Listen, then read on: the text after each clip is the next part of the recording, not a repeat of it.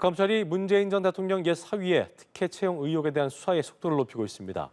전 청와대 인물을 상대로 증인 신문을 하거나 관련 인물에 대한 압수수색을 하기도 했는데요. 명절 이후 검찰의 수사가 거세질 전망입니다. 엄수경 기자입니다.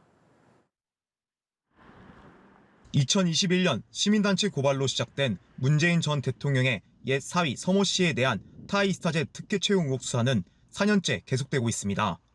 사건의 핵심은 이상직 전 의원의 중소벤처기업진흥공단 이사장 임명과 서 씨의 타이스타젯 전무이상 채용 사이에 대가관계가 있다는 것입니다.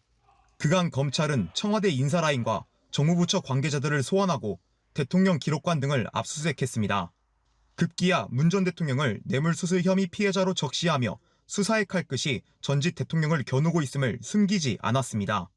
최근에는 전 청와대 행정관 신모 씨를 상대로 잘 쓰이지 않는 공판전 증인신문이라는 제도를 활용해 법정에 부르기도 했습니다. 검찰은 신 씨가 이 전 의원과 수십 차례 연락을 주고받았고 또 그가 문 전 대통령 딸 다혜 씨의 태국 이주 등에 관여한 사실을 확인했다며 질문을 이어갔습니다. 하지만 신 씨는 피해자 전환을 우려한다며 모든 진술을 거부했고 검찰은 빈손으로 돌아갈 수밖에 없었습니다. 신 씨는 문재인 정부 당시 대통령 가족에 대한 정보를 파악하는 업무를 맡았던 인물인 만큼 검찰 입장에서는 핵심 참고인이었습니다. 앞서 다른 참고인들도 진술 거부를 한 가운데 검찰이 신 씨로부터 의미 있는 진술을 확보하지 못하면서 수사 차질에 대한 우려도 나옵니다. 이에 대해 검찰은 증언을 거부했다고 해서 확인하고 있는 인적, 물적 증거가 흔들리거나 수사에 차질이 있다고 보지 않다며 일정대로 확인되고 있는 것을 규명할 생각이라고 밝혔습니다.